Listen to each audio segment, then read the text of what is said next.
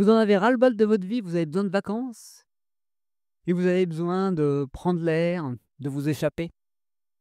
C'est peut-être un signe qu'il y a des choses à réajuster. Et quand on est dans cet état-là, des fois, on a envie de tout laisser tomber, de tout foutre en l'air, de tout remettre à zéro. C'est pas obligatoirement ce que je vous conseille. Je l'ai fait par le passé, tout du moins au niveau professionnel et je dirais même géographique. Ça a été un choix qui m'a apporté des choses, mais là, avec l'expérience, avec le recul, je ferai peut-être un choix un peu moins radical. Et donc pourquoi je vous conseille d'écouter ça? Parce que, pour moi, c'est le signe que vous avez un peu trop tiré sur la corde et vous avez suivi un rêve qui est pas le vôtre. Mais, ça ne veut pas dire que votre rêve, il n'est pas déjà là. Ça veut juste dire que vous n'avez pas créé votre rêve à votre manière. Vous pouvez garder le même boulot, vous pouvez garder le même couple, vous pouvez vivre au même endroit. En gros, entre guillemets, rien changer à votre vie, extérieurement, et pourtant avoir une vie qui change. Et ouais, ça paraît un peu contre-intuitif. Mais ce qui est important, c'est que votre réalité, c'est pas les faits factuels de votre vie, c'est comment vous l'habitez, comment vous ressentez cette vie. Si par exemple, vous avez des enfants, et vous considérez toutes vos interactions avec vos enfants et tout le fait de vous occuper de vos enfants comme une corvée, c'est clair que votre parentalité, ça va être un sacré fardeau. Si par contre, vous vous remettez au centre de ça, vous reprenez la responsabilité du fait d'avoir décidé d'avoir des enfants, vous arrêtez de dire que c'est quelque chose qui vous pèse et que c'est quelque chose que vous subissez, et là, vous pourrez peut-être apprendre à vivre la parentalité autrement, à vous retirer des injonctions de faire comme ci ou comme ça, à réellement faire ce qui est important pour vous dans cette relation à vos enfants, à aussi vous autoriser à négocier avec votre conjoint, si vous en avez un, les tâches, la manière d'éduquer, à remettre en cause certains fonctionnements, certaines manières de vous organiser et de vivre. Et aussi être dans une démarche un peu plus, je dirais, d'écoute de l'autre pour pouvoir construire avec l'autre une relation parent-enfant qui vous convient. Pareil dans le couple, pareil au niveau professionnel. Vous pouvez rester dans le même boulot, mais dire moi j'aurais envie d'aller dans telle direction. Donc, est-ce qu'on ne peut pas trouver un moyen pour adapter mon poste pour tel ou tel besoin? Ça ne veut pas dire changer de boulot, ça ne veut pas dire tout casser, ça veut juste dire être dans un mode collaboratif, dans un mode coopératif. Et quand on est dans ce côté j'en peux plus de ma vie, j'en ai ras-le-bol, on est plus dans un mode combat, dans un mode fuite, dans un mode survie.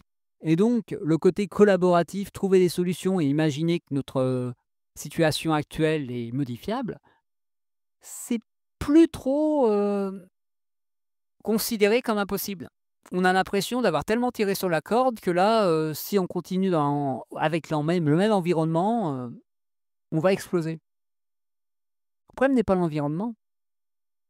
Le problème est la pression que vous mettez sur les épaules, les obligations implicites que vous imposez qui ne sont peut-être pas les obligations que les autres vous imposent.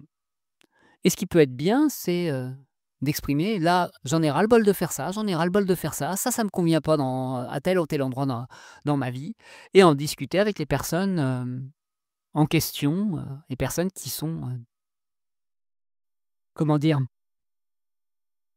disons impliquées dans la situation, que ce soit votre compagnon, vos enfants, etc. S'ils sont en âge, j'en discute avec vous, bien sûr. Vous ne pourrez pas discuter ça avec un enfant de 2 ans. Mais au moins, vous autorisez à réévaluer les endroits où vous dire ça, c'est obligatoire. Et là, vous allez vous sentir libre. Là, vous n'allez plus être l'esclave de votre vie. Là, vous allez vous dire ah tiens, là, cet endroit que je considérais comme obligatoire, comme une corvée, on va dire, je peux la vivre autrement.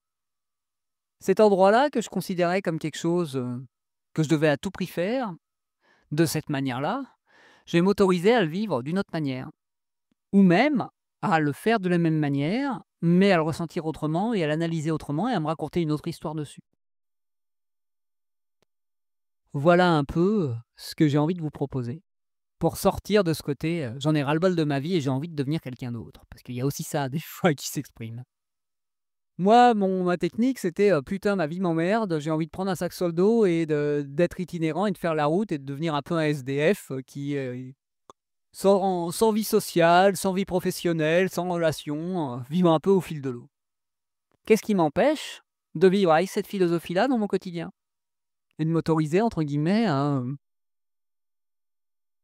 me laisser porter, tout en étant dans une vie, un peu plus cadrée, un peu plus, où il y a quand même, des engagements et des responsabilités. Le problème, c'est pas l'engagement, les responsabilités, c'est tout ce que vous mettez derrière. Voilà ce que j'avais envie de partager avec vous aujourd'hui. Si vous avez un besoin de prendre un peu de recul sur tout ça, sur votre vie, sur vos responsabilités et sur, tout le poids que vous vous mettez sur les épaules, vous pouvez bien sûr me contacter. Toutes les infos sont dans la description de cet épisode, pour qu'on en discute et qu'on voit, comment je peux vous accompagner pour, vous délester de tout ça et avoir une vie qui vous ressemble plus et vous vous sentez plus, nourri par celle-ci qu'enfermé dans celle-là. Et comme d'habitude, je vous souhaite une magnifique journée, soirée, semaine et je vous dis à demain 7h pour un nouvel épisode.